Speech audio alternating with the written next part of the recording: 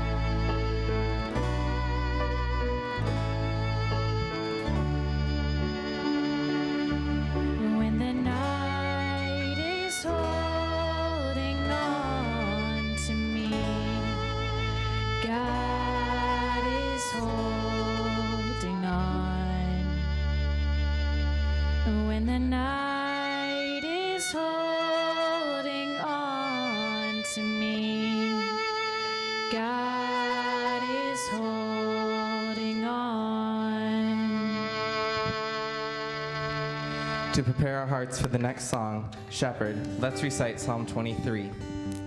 The Lord is my shepherd, I shall not want.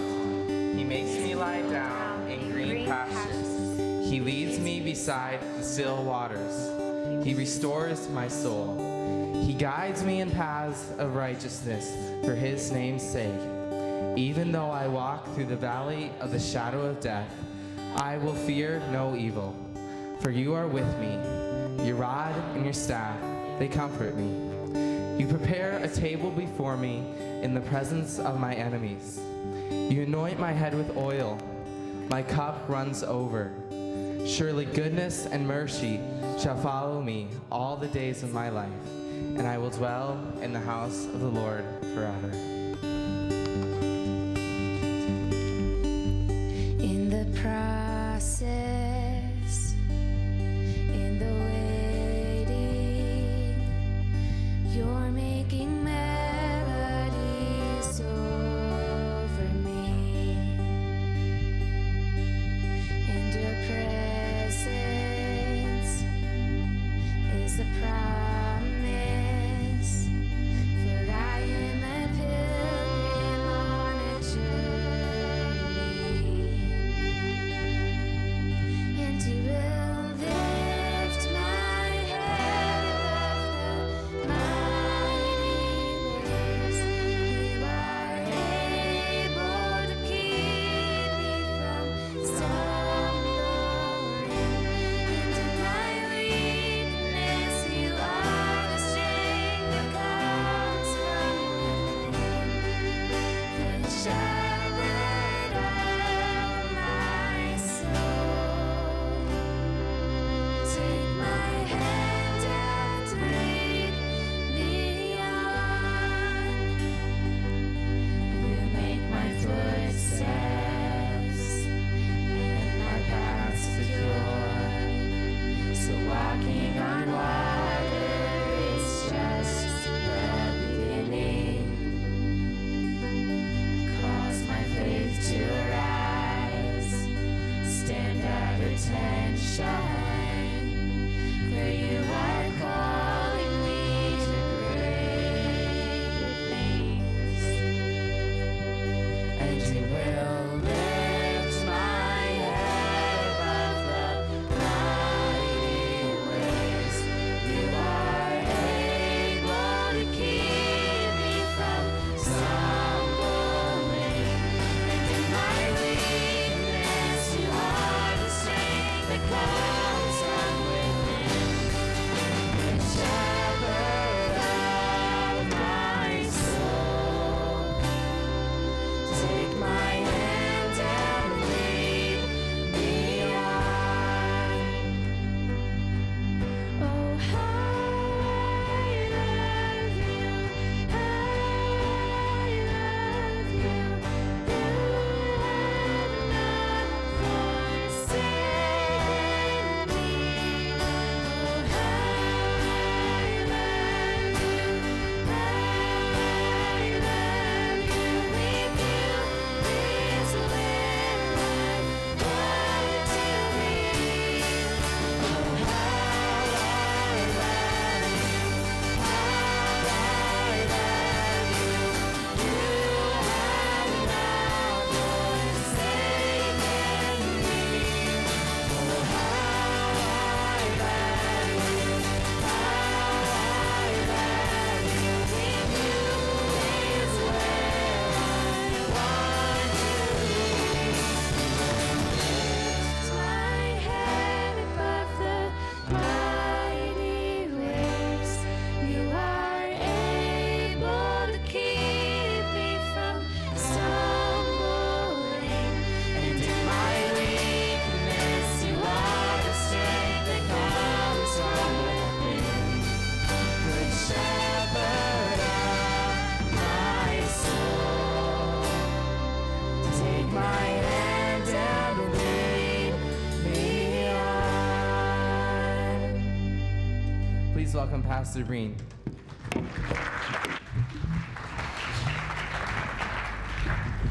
Good morning, everybody. I hope you're having a great day today. It's good to be back with you for day 3 of our little conversation called What We're Wired For. Thank you so much, musicians. That just really gets me excited to be with you this morning. I love singing and worshiping. And now we're going to think together using God's Word once again about how God has wired us for life on this planet and how digital technology is attempting to modify that a little bit. So a couple days ago, we talked about how God has wired us for creativity. And yesterday about how God has made us for authenticity. And today we're going to talk about what it means that God has created you and created me for discovery, for growing in understanding and in wisdom in this world. Peter Thiel is one of America's foremost thinkers on technology and the relationship between digital living and faith.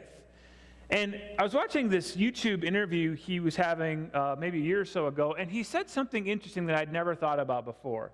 He noted that Christianity and technology have one surprising thing in common. He says that both of them tend to be viewed with pessimism in Hollywood. And Thiel points out that if you look at movies, like the big movies about technology, like a few years ago there was The Matrix and then I, Robot with Will Smith, the world's technological future is almost always painted as, here's maybe a new word for you, as a dystopia. A dystopia is the opposite of a utopia. Utopia, everything's perfect, everything goes well, it all comes together. A dystopia is a world in which everything falls apart and turns into an apocalyptic disaster. And Thiel says that in this dystopian future that Hollywood always puts into their script, the robots end up taking over and controlling us and blasting us with lasers and things like that. And the more I thought about the movies about technology that I've seen through the years, the more I came to agree with that. This week, I saw a recommendation online for a newly released novel called Sea of Rust. Sea of Rust. There's a cover of it up on the screen. And the idea sounds the same in this book. Listen to this preview paragraph that I got from Amazon. It goes like this. It's been 30 years since the apocalypse. And 15 years since the murder of the last human being at the hands of robots. Humankind is extinct and every man, woman, and child has been liquidated by a global uprising devised by the very machines humans designed and built to serve them.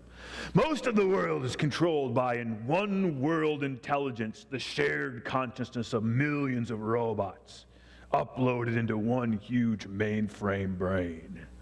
Sea of Rust is both a harsh story of survival and an optimistic adventure, a vividly imagined portrayal of ultimate destruction and desperate tenacity. It boldly imagines a future in which no hope remains, yet where a human-like artificial intelligence strives to find purpose among the ruins.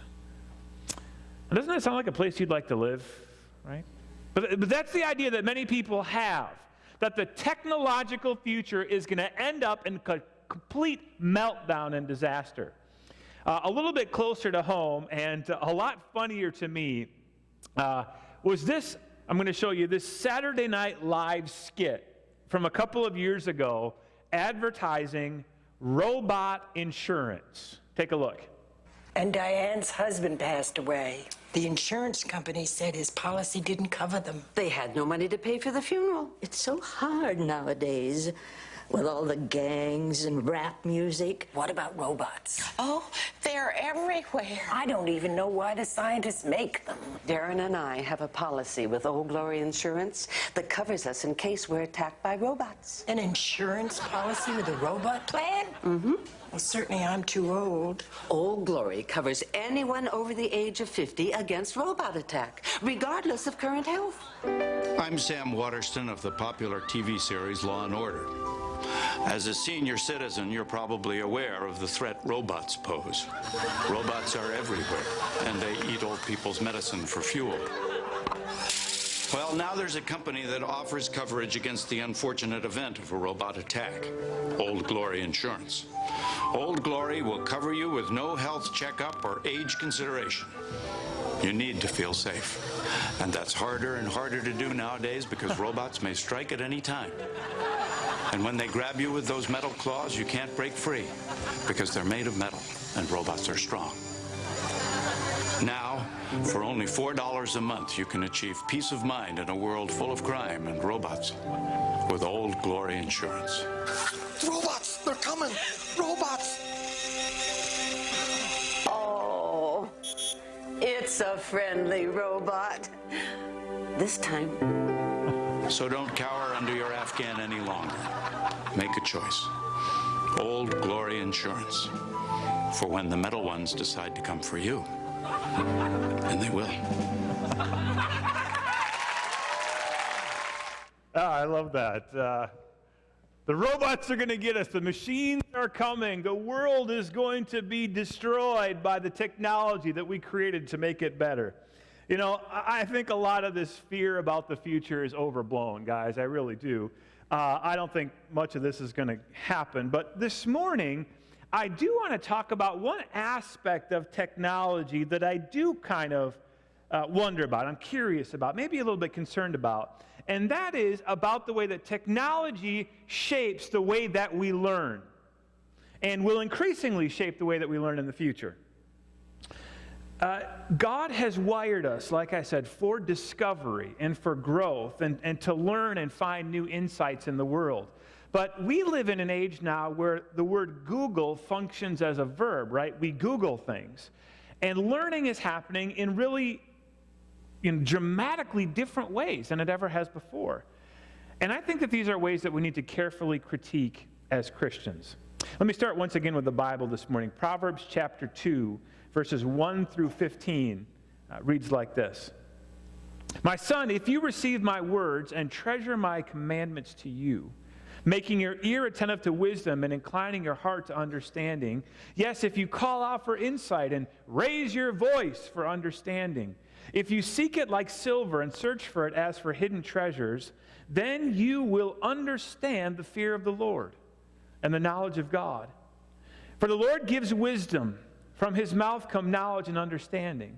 He stores up sound wisdom for the upright. He is a shield to those who walk in integrity, guarding the paths of justice and watching over the ways of his saints. Then you will understand righteousness and justice and equity, every good path. For wisdom will come into your heart, and knowledge will be pleasant to your soul.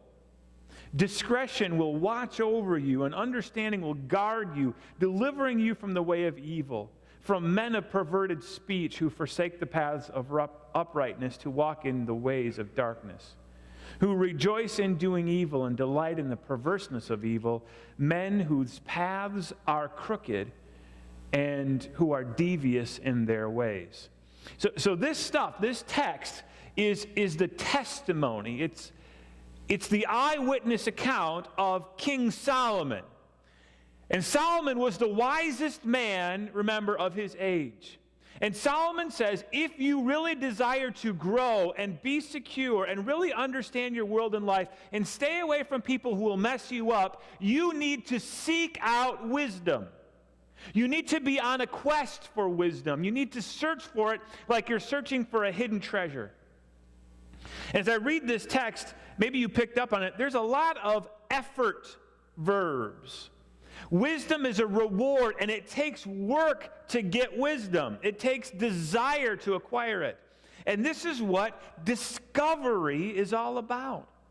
It's about going on this quest for new truth and new insight because we know that behind everything we look into and discover, God lives.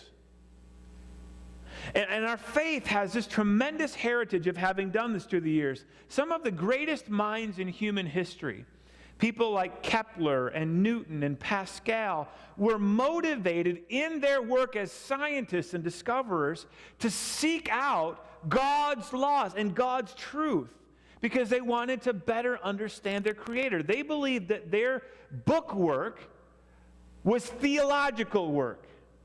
Their science was about their faith, and they were out for the knowledge of God, as verse 2 in this text describes. But today, things look different, don't they?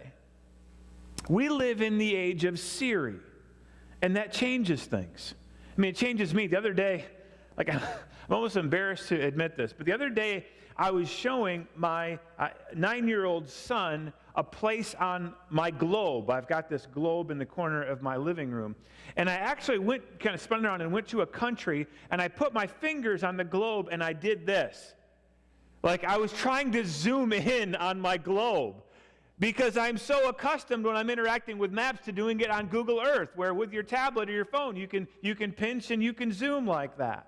And for a while, I was like really frustrated with my globe because it wouldn't zoom in on Pakistan or whatever the country was. Things are different now. We learn in new ways. And as a result, you and I, human beings, are actually changing ourselves.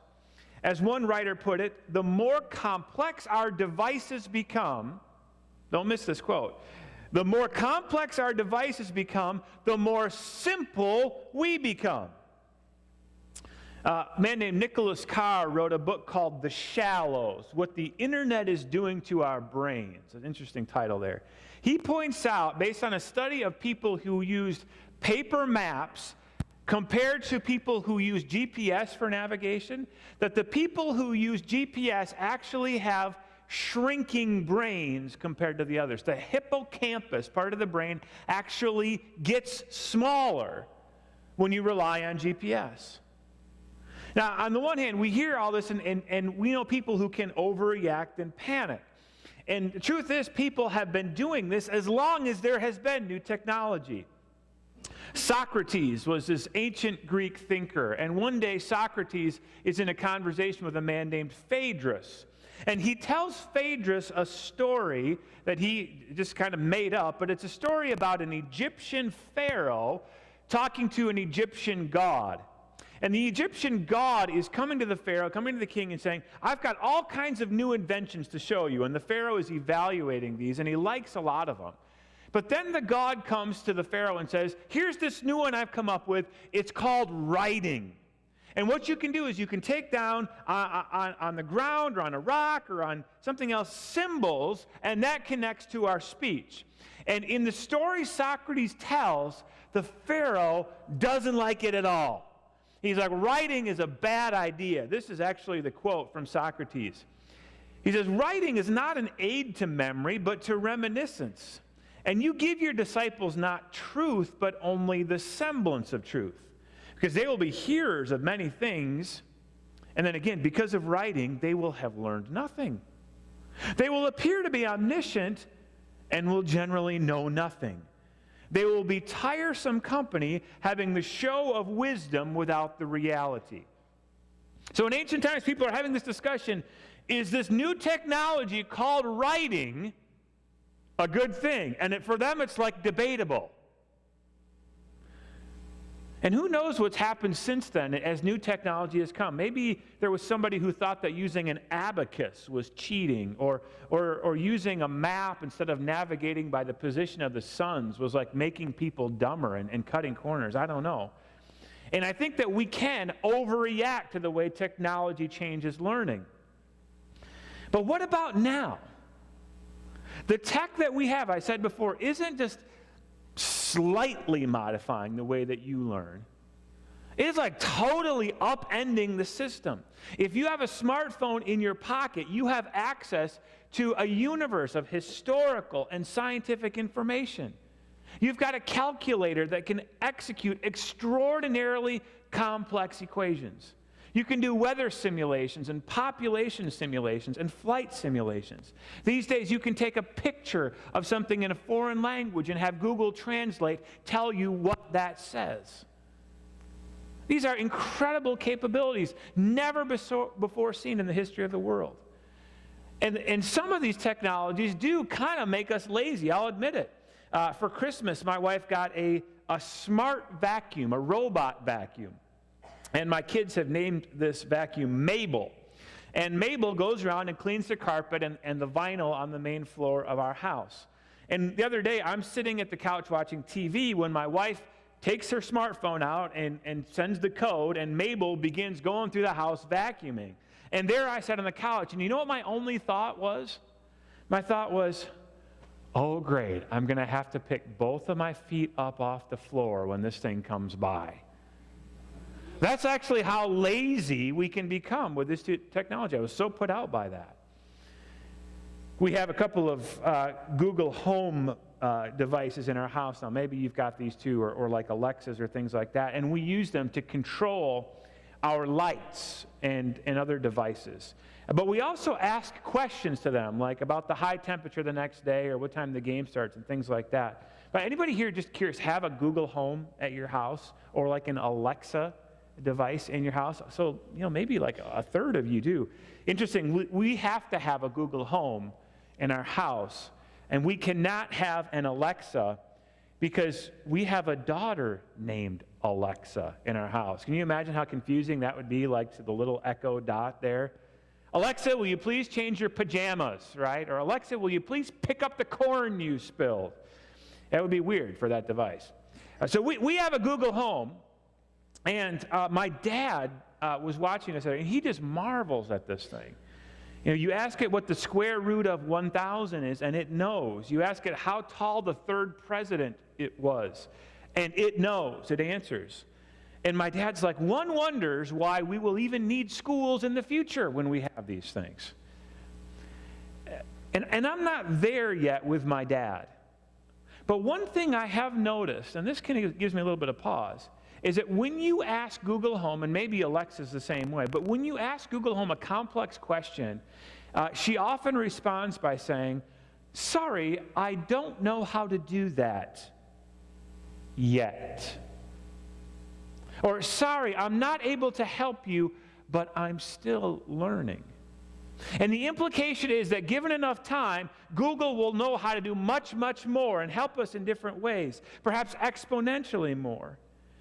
And I really think that we're going to have to get used to it. These smart assistants are going to be in our cars, they're going to be in our pockets, they're on our wrists, maybe even implanted into your bodies at some day in the future. So I'm kind of wondering, back to what Proverbs 2 says, what does all this mean for our processes which God wants to see happen, our processes of learning and discovery? Can we really obey Proverbs 2 if we are outsourcing this process of discovery and the search for wisdom to electronic devices? And this morning, kind of in drawing this thing to a conclusion, I want to say yes, but yes, we can continue to live out what Solomon calls us to do, but it will take some safeguarding and some careful consideration.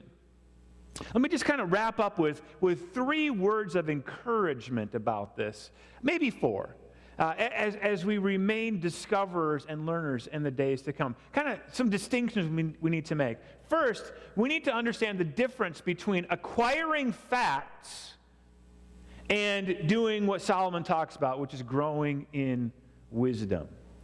Because having data on the one hand, and then on the other hand, knowing how to use and apply that data and when to apply that data are like 2 really, really different things, guys. Let's admit it, lots and lots of books are going to become obsolete in the years to come.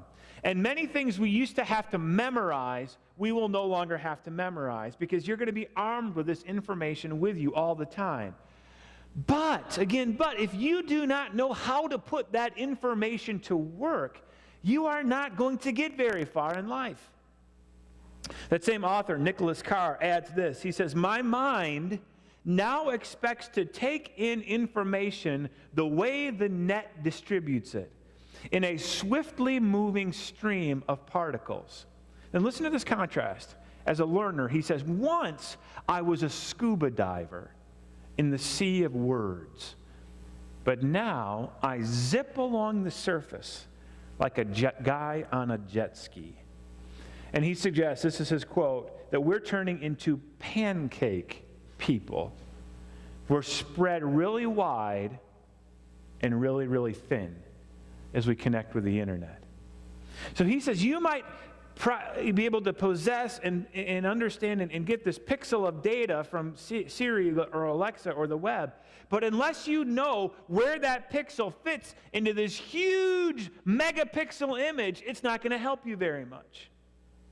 And this is really important, I say to you, as you kind of begin already at this point in life to think about where you want to go in your career.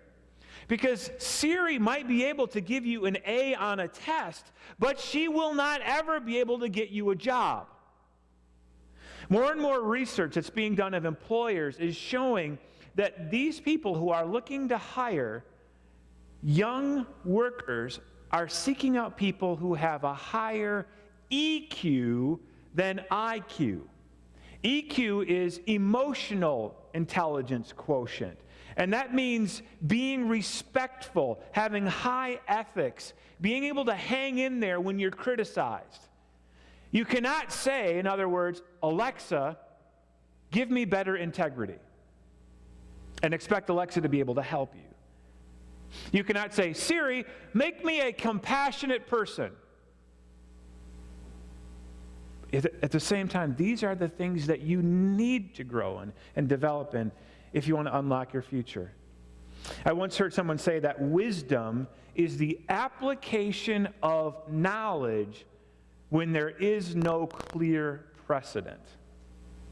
How do you use what you know when you encounter a situation that you've never experienced? Being able to do that well is what wisdom is all about. So not just knowing the population of the Philippines or being able to crank out the quadratic equation or quadratic formula, that's not as important to being able to succeed as God would have you succeed. To succeed as God would have you succeed, you have to understand justice and kindness. And you have to have the ability to make decisions that Alexa cannot make. That's what God wants. That's the difference between attaining facts and information and living as wise people. Number 2, then, is this. We need to understand the difference between sharing and stealing. Right? When you live in a connected world, there is an enormous temptation to take what you find on the web and make it your own. This is because openness and sharing is a major value of the World Wide Web. So we live in this world where it's a piece of cake to pirate and mash up and plagiarize the work of other people and call it our own. And I think that's a strong temptation for students, especially when you are up against deadlines. And I would just say, if you get tempted to do this plagiarizing thing in the copy and paste world, copy, Control-C, paste, Control-V, call it my own, that I was a proofreader in college of a lot of papers. And we can tell. And if we can tell, your teachers can tell when something doesn't sound like you. And there will be huge implications now and in college for your grades if you get caught plagiarizing. But I think even beyond the potential punishment in that, think about, you're at Unity Christian High School because your parents have paid a ton of money so you can go to school here and be about this process of learning and discovery in a Christian context. You have been given an enormous gift to be here and learn among Christians, from Christians, about being a Christian in Christian ways. So I would challenge you and encourage you to live out your faith in your studying and in your schoolwork. Abraham Kuyper, kind of one of these godfathers of Reformed thinking, famously said that there's not a square inch in all creation about which Jesus Christ does not say, that's mine. So that includes your schoolwork. Jesus looks at your schoolwork and says, as you're preparing the paper, as you're readying for a test, that work is about me, that's mine. So learn and discover the way that that the triune God designed you to. And of course, we don't have time to go into this, but there's implications for how you get your entertainment also. Remember, I used to buy iPods every couple of years or so, and they'd come in a box, and inside the box, the wrapper, before you even got to the iPod, said, don't steal music. Right on the wrapper that came from Apple, don't steal music. But it is so easy these days for us to steal content online. So much easier just to download that torrent than it is to pay the $9 to iTunes or the $5 to Amazon and actually own the movie or the album. And that's just breaking one of the 10 commandments, guys. That's just theft. You have to ask yourself, just personally, not because the pastor says to, but personally, can I sleep at night with this unrepentant sin of theft going on in my life? Think it through. Number 3, this is just a huge one. We need to understand the difference between truth, real truth, God's truth, and relevance. I don't have as much time as I'd like to talk about this, but there's a cultural trend that says this: the truth doesn't really matter so long as it works for you. If it's relevant to your life in some way, it's good information. If it connects with what you're feeling, it doesn't really matter if it's true or real. And there seems to be something actually in us, in our bodies, that causes us sometimes to believe in things that aren't true if we're stimulated in the right way. In 2009, just as it was beginning, Stanford University out in California did this experiment with virtual reality. And it brought in kids, like preschool, kindergarten, first grade age kids, and it showed them a virtual reality video in which the kid had been placed inside of a scene of them swimming in an ocean with dolphins and whales. And then a couple weeks later, the researchers brought these kids back, and they asked them, do you remember a few years ago, that time when you actually went out and swam with dolphins and whales? And about half of the kids believed that they actually in the real world had done that because of the stimulus. They had come to believe it even though it wasn't true. You know, as Christians, we know that one of the greatest tools of our enemy is deception. He wants to lie to us and make us believe things that God has not named as the truth.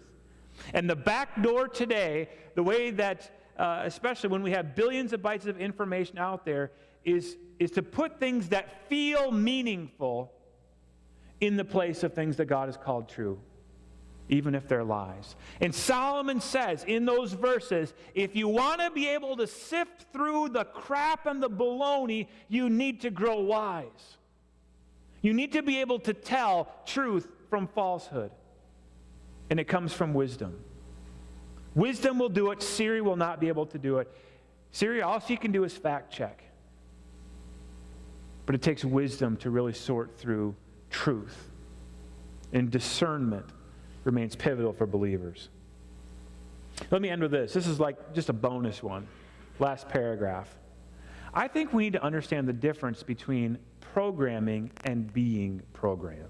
And I realize in this, I'm not talking to everybody, but I want to make an appeal to maybe dozen people in this room this morning.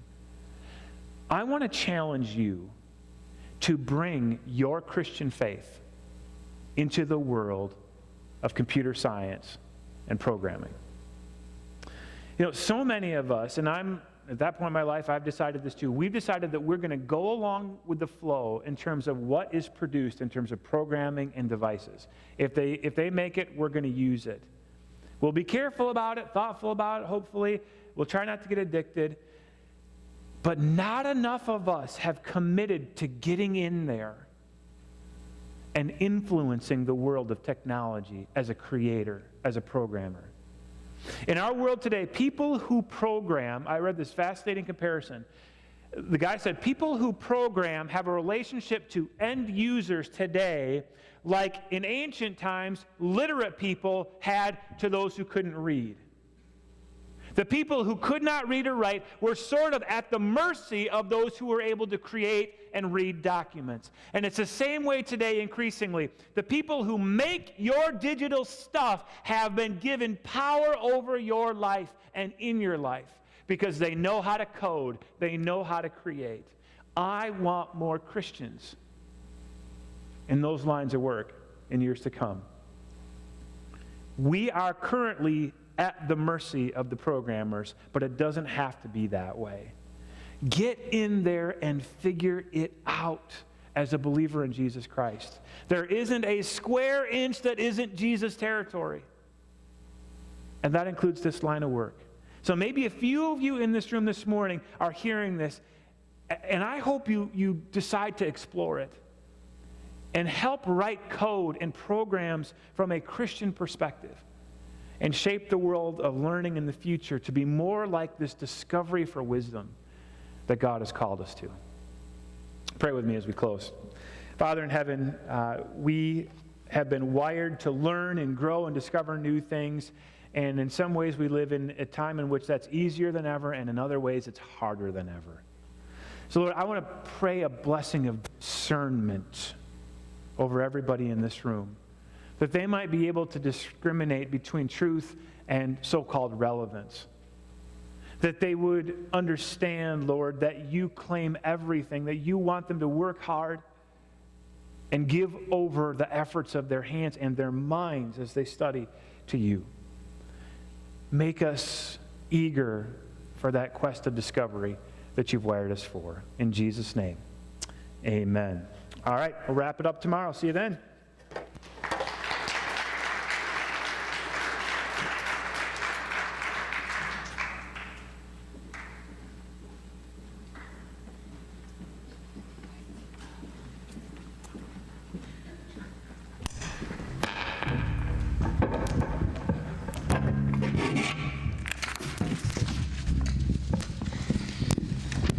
Will you please stand and sing our last song with us?